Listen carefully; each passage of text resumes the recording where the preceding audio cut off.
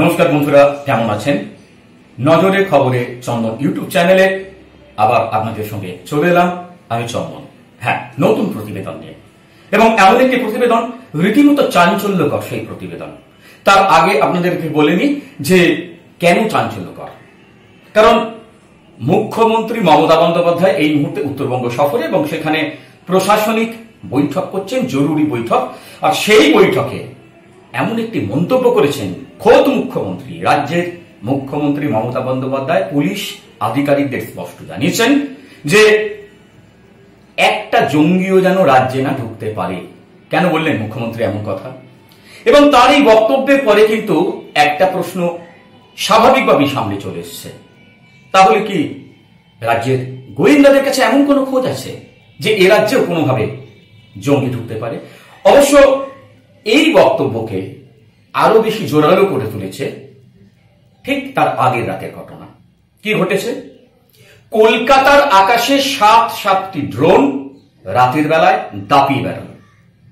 কি করছিল গোয়েন্দারা? আমরা এর আগে দেখেছি পাকিস্তানি ড্রোন হামলা পহেলগাঁওতে, সেটা ব্যর্থ করেছিল সেনাবাহিনী। কিন্তু কলকাতার আকাশে সাতটি ড্রোন দাপিয়ে বেড়ালো, অথচ গোয়েন্দারা তার হদিশ দিতে পারছেন না, এবং তারা বলছেন যে সেগুলো কলকাতার আকাশ থেকে আবার চলেও গিয়েছে। কোথায় সেই ড্রোনগুলোকে দেখা গেছে? ফোর্ট উইলিয়াম, ডালহৌসি, আমাদের দ্বিতীয় হুগলি সেতু, এবং যেভাবে গতি প্রকৃতি যা আমরা বেশ কয়েক সপ্তাহ ধরে দেখছি, তাতে কিন্তু এই ড্রোন দিয়ে সহজেই কিন্তু হামলা চালানো সম্ভব। কিন্তু কেন সাতটি ড্রোন? কোথা থেকে এলো তারা? উড়ে তো আসেনি নিশ্চয়ই। কোথা থেকে এলো তারা? কারা পাঠালো? কি তাদের লক্ষ্য? কি তাদের উদ্দেশ্য? কিছুই জানা গেল না। অথচ কলকাতার আকাশে সাতটি ড্রোন দাপিয়ে বেড়ালো। পুলিশের পক্ষ থেকে কি জানানো হচ্ছে? পুলিশের পক্ষ থেকে জানানো হচ্ছে যে ড্রোনগুলোর মালিকানা বা উদ্দেশ্য সম্পর্কে এখনো পর্যন্ত তারা কোনো হদিশ পাননি।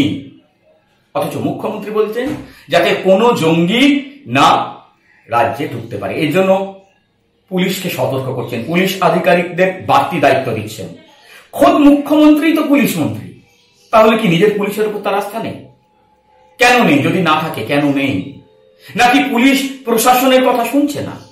কারণ মুখ্যমন্ত্রী বলেছেন যে এর আগে পুলিশ 3-4বার এলাকায় টহল দিতে, এখন তাদের টহল দিতে দেখা যায় না। কেন দেখা যায় না? যদি পুলিশ মন্ত্রী নিজেই এমন অভিযোগ করে থাকেন, কেন দেখা যায় না?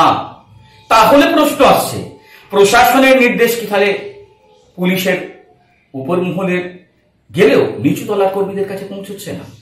তাই কি এরকম একটা কমিউনিকেশন গ্যাপ? কলকাতার আকাশে সাতটি ড্রোন দাপিয়ে বেড়ালো রাতের বেলায়, অথচ তার হদিশ পাওয়া গেল না কোথা থেকে তারা আসছে। এবং এই যে মুখ্যমন্ত্রী আরো বলেছেন পুলিশ আধিকারিকদের যে রাজ্যের প্রত্যেকটি ক্লাবকে সতর্ক করে দিতে, ক্লাবের ছেলেদের সতর্ক করে দিতে, তাদের সদস্যদের সতর্ক করে দিচ্ছে যাতে কেউ কোন রকম তথ্য চাইলে, ডকুমেন্টস চাইলে যেন অচেনা কোনো ব্যক্তিকে না দেওয়া হয়। এরকম একটা কথা বললেন কেন মুখ্যমন্ত্রী? পুলিশ আধিকারিকরা কিন্তু সেই নির্দেশ মনে ইতিমধ্যেই রাজ্যের বিভিন্ন যে ক্লাব আছে সেখানে কিন্তু ইতিমধ্যেই নির্দেশ পাঠাতে শুরু করেছেন, তাদেরকে সতর্ক থাকার, সজাগ থাকার নির্দেশ দিচ্ছেন। সব মিলেমিশে এই মুহূর্তে যা পরিস্থিতি, কলকাতার আকাশেও ড্রোন, এটা নিয়ে কিন্তু উদ্বেগ বাড়ছে। গোয়েন্দা মহলে উদ্বেগ বাড়ছে, পুলিশ মহলে। তাই সতর্ক পুলিশও, সতর্ক গোয়েন্দা বিভাগ। সামনের দিনে কি ঘটে? আদৌ মুখ্যমন্ত্রীর এই নির্দেশকে মান্যতা দিয়ে পুলিশ কি এই ড্রোনগুলোর হদিশ পাবে? তার জন্য আমাদের অপেক্ষা করতে হবে, সময় বলবে। এখন এই পর্যন্তই। আপনারা থাকুন আমার সঙ্গে। যদি প্রতিবেদনটি ভালো লাগে, আমার ইউটিউব চ্যানেলটি নজরে খবরে চন্দন সাবস্ক্রাইব করার অনুরোধ থাকলো।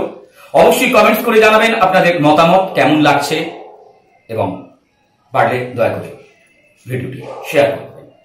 নমস্কার, ভালো থাকবেন, সুস্থ থাকবেন।